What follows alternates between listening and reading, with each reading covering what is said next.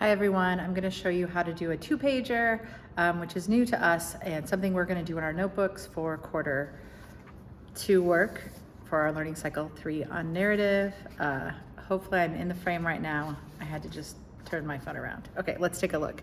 So right here you'll see is 2 pages of my notebook. So a 2-page spread just means 2 pages open flat, so your notebook is spread open and you're going to try and fill the pages. So this is one with post-it notes where I've been mapping out what we're going to do in this unit. Not super visually interesting, although I like my post-it color scheme. All right, so today you're going to open your notebook like this in your next 2 blank pages that you can do this with, and that is your 2-page spread, and our topic for this 2-page spread is narrative. So here's some info on a 2-pager. So a 2-pager, or a 2-page spread is meant to show your thinking while you read. You could use this with a novel. We're going to be using it right now with some materials related to our new unit. Your thinking through this lens should fill the pages and might include quotes, a summary, your reactions, your questions and wonderings, key details, maybe definitions, maybe sketches, connections that you make to other activities or ideas. Your 2-pager, we're looking for, this isn't our exact rubric because our formatives are not 20 points, but I think this gives you an idea. Meh would be you kind of support your ideas, you show some thinking, but it's not really organized in any way, it's just sort of random stuff.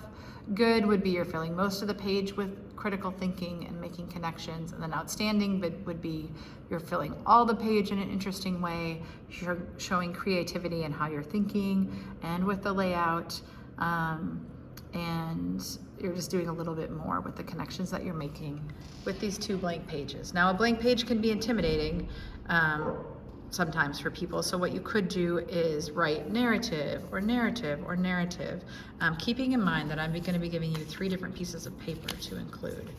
So you are going to get this little guy, which is our learning cycle 3 sort of activities and tasks we'll be working on this unit, this learning cycle. This definition of narrative, including the word origin here. It didn't photocopy well, so ask me if you want to write over that in pen, but it's got definitions of narrative as a noun and as an adjective and some word origin, and hopefully this is correct in Korean and Vietnamese. And then a quote from Doris Lessing, who is a famous writer and Nobel Prize winner for literature, about the importance of storytelling to human beings, because at its heart, a narrative is a story. Could be used for fictional purposes or non-fictional purposes, but stories are really deeply important to human beings. So you're gonna have these 3 items in your 2 pages today to work with to make sense of this information on the page. So again, you might wanna write the word narrative big somewhere, or maybe you center this at the middle of the page and put these around it. You could also go this way. So let's take a look at some examples. These examples mostly are about kids doing them for novels, but I think they give you the idea. So you'll see they've got lots of quotes and thinking in this shape, which I'm assuming has something to do with that book. Here's another one with words and images.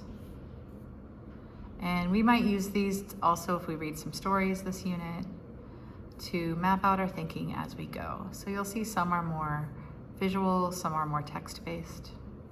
These are analyzing characters.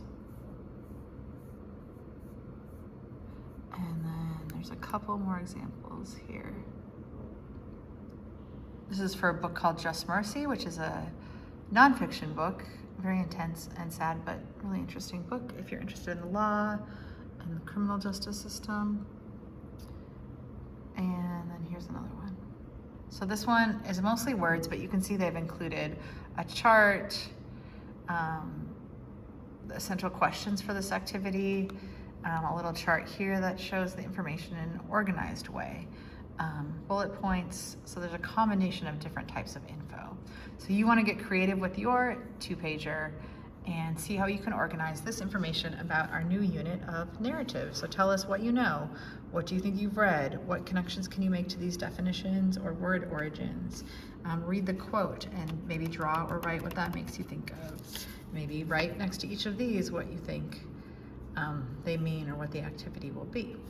So I hope this helps you get started, and forgive my very unprofessional camera work. Good luck.